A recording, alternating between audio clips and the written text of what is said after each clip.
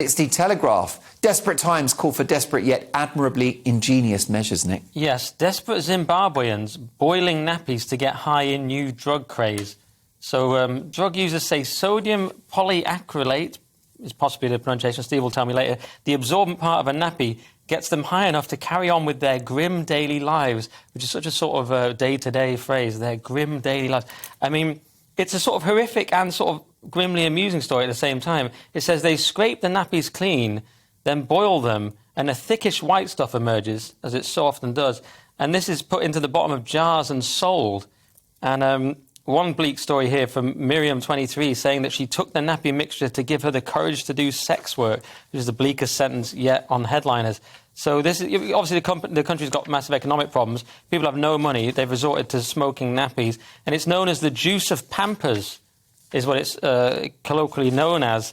And it just gets worse from there, really. Someone says the nappy mixture gives me a lot of strength when I'm doing my job. This is a gardener who gets it who earns £4 a day and is.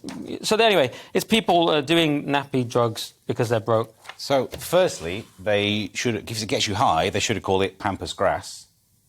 That would do the job. But they scrape the nappies clean and then boil them.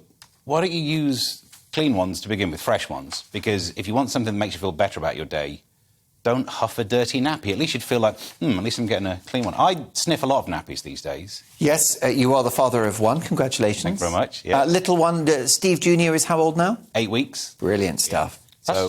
It's quite a strange juxtaposition, sort of people using nappies to get high, and Steve's beautiful news about his sniff the nappies. Because you have to work out whether they've been used or not. Yes, it's a little... one thing leads to another. Now you're addicted to the juice of Pampers. But I am sniffing it 10 times a day, so now I think about it, maybe I am. Someone says here, it's a great life, someone's written here, if they have this nappy stuff, they'll be plastered the whole day and will not even have to worry about food or women.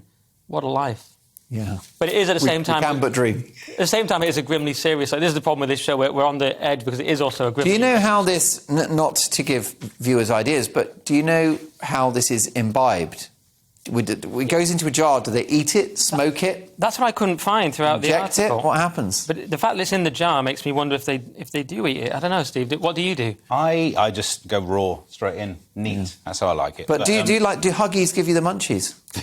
Well, I imagine, if anything, it'll cure that, because a sniff of his nappy, and I don't really feel like eating for a while.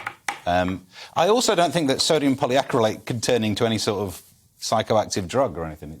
It's not a fancy chemical. It's just a couple of double oxygen bond, single oxygen bond with a negative on it. But that's all you got going on there. So that's not going to get you... No, it says that clearly. You don't have to worry about food, Mark, or women. So no munchies, no woman, no cry. Smoking nappies, don't try that one at home.